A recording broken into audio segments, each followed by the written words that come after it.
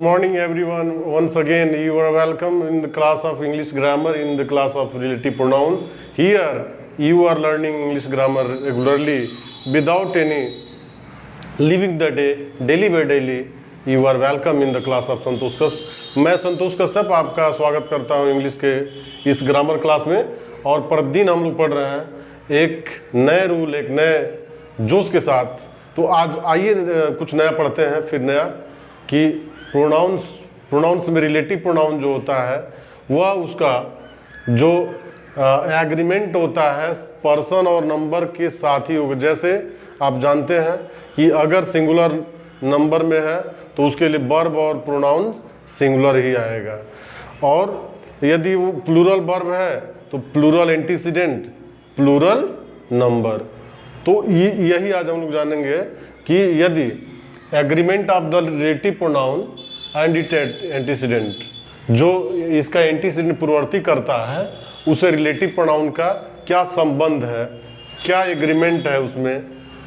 तो नियम में यह है कि relative pronoun must be in the same number and person. Relative pronoun उसी नंबर में, वचन में होना चाहिए, उसी पर्सन होना चाहिए। फर्स्ट पर्सन है तो फर्स्ट पर्सन, सेकेंड पर्सन है तो सेकेंड पर्सन, थर्ड पर्सन है तो थर्ड पर्सन। आप पर्सन जानते हैं कि आई भी फर्स्ट पर्सन होता है जो बोलता है, वन हु स्पीक्स। यू जो होता है सेकेंड पर्सन होता है जो सुनता है, वन हु लिसन। और जो थर्ड पर्सन होता है if the first person and second person talk about, तो वह थर्ड पर्सन। तो ये कहा गया है कि यदि सिंगुलर नंबर है एंटीसीडेंट तो सिंगुलर प्रोनाउन होगा, अगर प्लूरल नंबर एंटीसीडेंट है तो प्लूरल होगा। तो यही आज एग्रीमेंट होगा, यही हम लोग सीखेंगे। देखिए, I who am your king lead you, तो आई के साथ जो है एम आया है, मैं जो आप लोगों का राजा हूँ, लीड यू आप लोगों को मैं आगे ले चलूंगा, नेतृत्व करूंगा। तो यहाँ पर जो आई के साथ एम जो लगा है वर्ब, उसके साथ आई के लिए जो हु आया है रिलेटिव प्रोनाउन, वह प्लूरल दिखा रहा है यहाँ, लीड यू। तो यह सेम नंबर एंटीसीडेंट इसका क्या है, हु का एंटीसीडेंट आई है, इसलिए यहाँ पर सेम नंबर में है और सेम पर्सन यानी कि फर्स्ट पर्सन में है।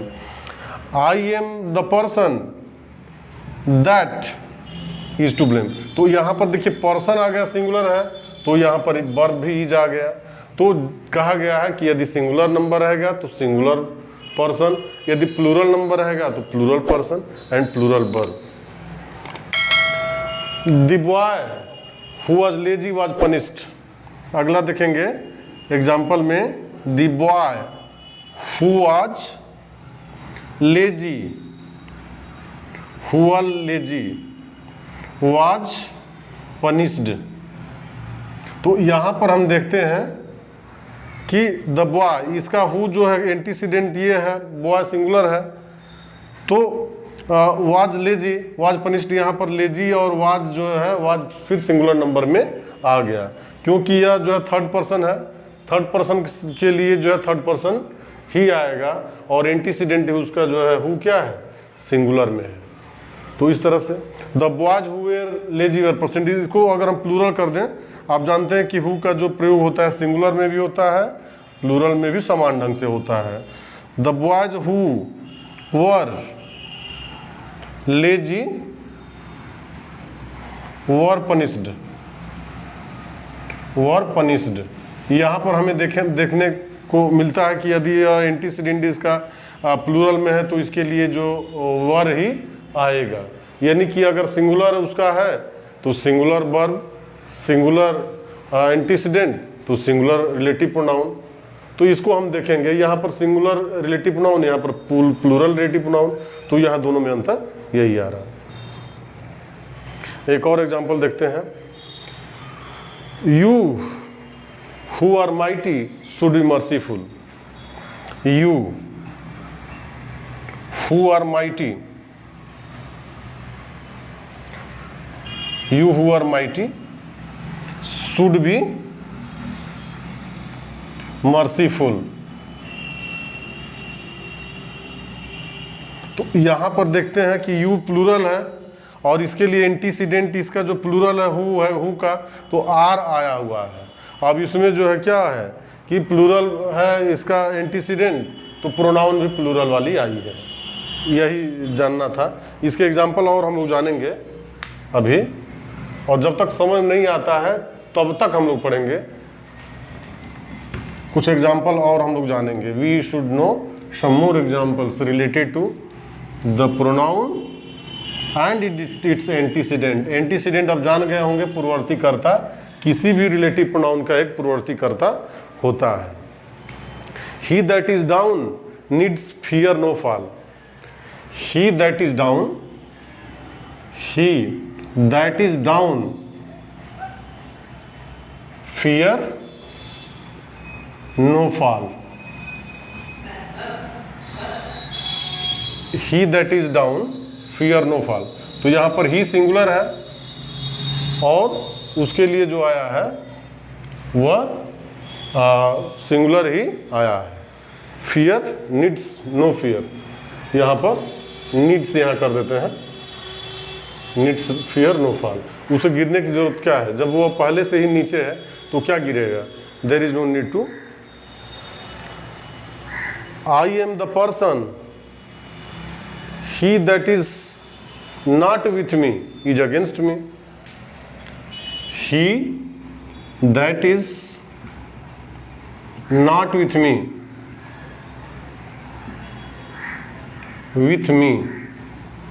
Is against me. वह जो मेरे साथ नहीं है, he that is not with me, जो मेरे साथ नहीं है, वह क्या है? अगेंस्ट मी, मैंने मेरे खिलाफ में है, मेरे विरुद्ध है, मेरे अगेंस्ट में है। तो यहाँ पर देखेंगे सिंगुलर ही है। दैट जो रिलेटिव प्रोनाउन आया है उसका एंटीसीडेंट जो है ही है, सिंगुलर, इसलिए वर्ब भी सिंगुलर आई है, यहाँ पर देखने को मिल रहा है। He that its till he is sick must fast till he is well. He that its till he that it's till he is sick वो तब तक खाता है जब तक बीमार ना पड़ जाता हो। must fast till he is well, must fast till he is well। तो यहां पर वह जो भोजन करता है कब तक? बीमार होने तक। तो उसे क्या करना होगा? उसे स्वस्थ होने तक उपवास रखना चाहिए, तब वो स्वस्थ होता है। तो यहाँ पर ही जो सिंगुलर है इसलिए सिंगुलर ही प्रोनाउन का यूज किया गया है। They who live in glass houses should not throw stones. They who live in glass houses must not, should not throw stones। वे जो शीशे के घर में रहते हैं दूसरों के घर पर क्या करना चाहिए? उन्हें पत्थर नहीं फेंकना चाहिए। तो यहाँ पर दे जो प्लूरल है तो प्लूरल एंटीसीडेंट आया है, तो प्लूरल वर्ब भी यहाँ पर प्रयोग हुआ है। This is the boy, only one of his poems that is worth reading. This is the boy,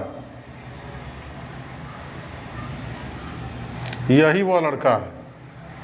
this is the boy, one of his poems, one of his poems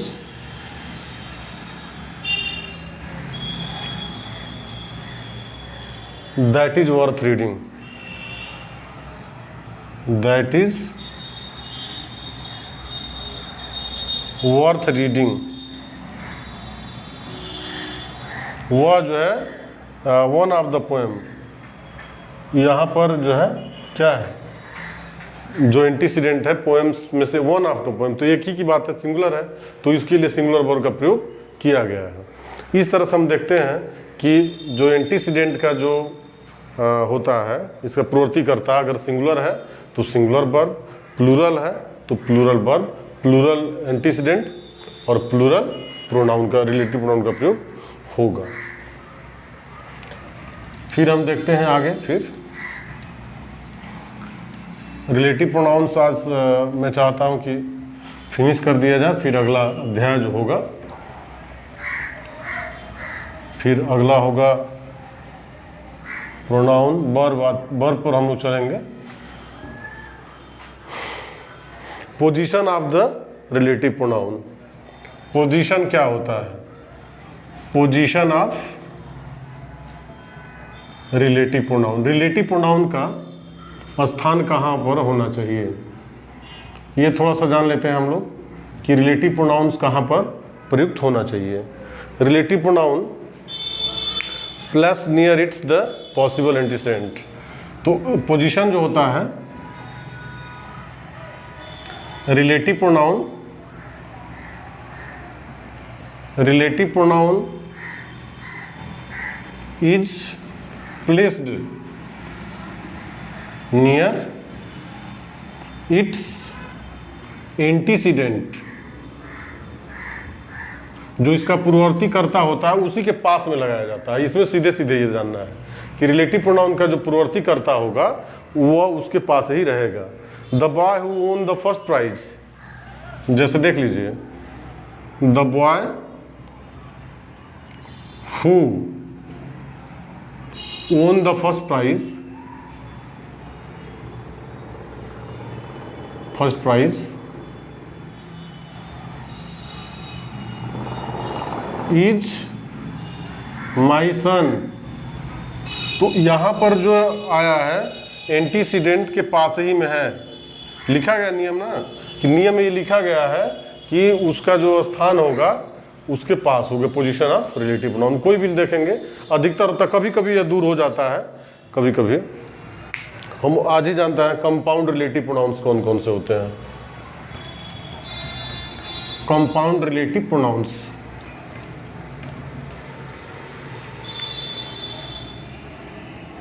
compound relative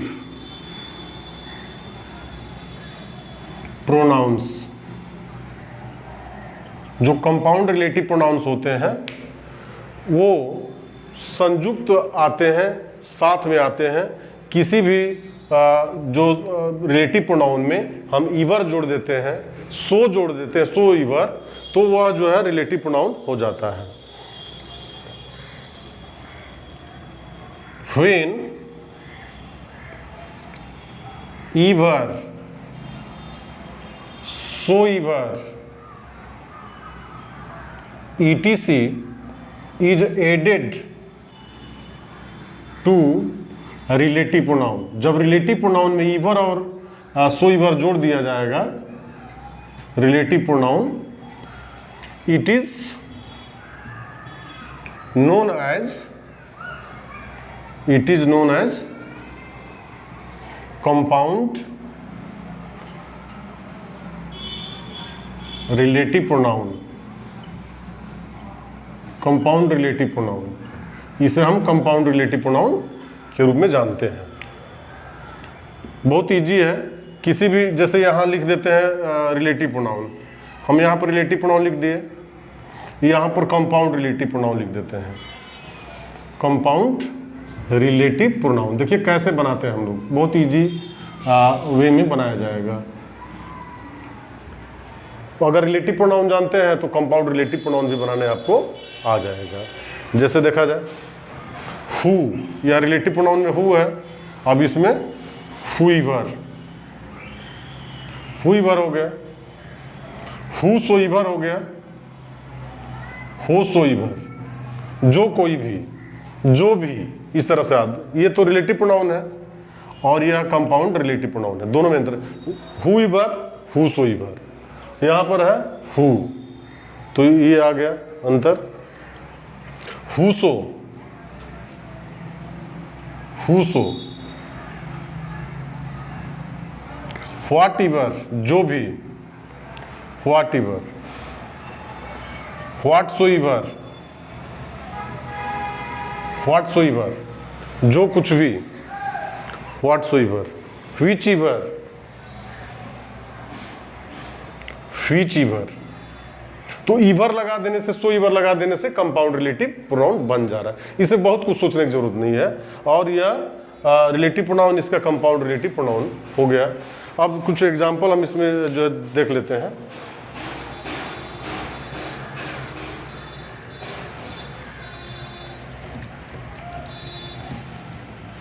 जो compound relative pronouns का use हम लोग देख लेते हैं।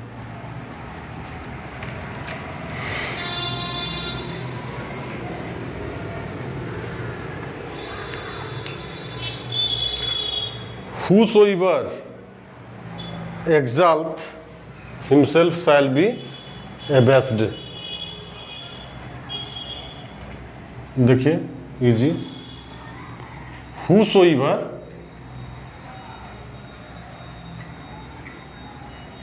works hard get success। जो कोई व्यक्ति कठिन परिश्रम करता है तो सफलता मिलती है। Whoso a pit shall fall therein। Whoso digged pit shall fall therein। fall therein। कोई व्यक्ति जो गड्ढा खोदता है दूसरे के लिए, उसमें ही वो गिर जाता है। तो हुसो आ गया, जो कोई भी एक दूसरे के लिए गड्ढा खोने तो उसमें वो गिर जाता है। Whatsoever thy hand finds to do, do it thy might. Whatsoever thy hand, whatsoever thy hand find to do, do it with might। इसका मतलब कि जो भी उसे काम करने के मिलता है बहुत ही शक्ति के साथ उसे करता है, बहुत ही शक्ति के साथ करता है। तो इस तरह से हम देखते हैं कि whosoever, whatever, whatsoever यह कंपाउंड रिलेटिव प्रोनाउंस है। और यह हम लोग प्रोनाउंस का चैप्टर जो है समाप्त करते हैं। कुछ इसमें हम एक्सरसाइजेज कराएंगे अगले क्लास में। इसका रिलेटिव प्रोनाउंस एक्सरसाइजेज होगा और आप तक पहुंचेगा। तब तक आप पढ़ते रहिए, एंजॉय करते रहिए। और यदि आप नए हैं तो सब्सक्राइब करके और बेल आइकन प्रेस कीजिए। शेयर और लाइक भी करना न भूलिए। Thank you so much. जय हिंद।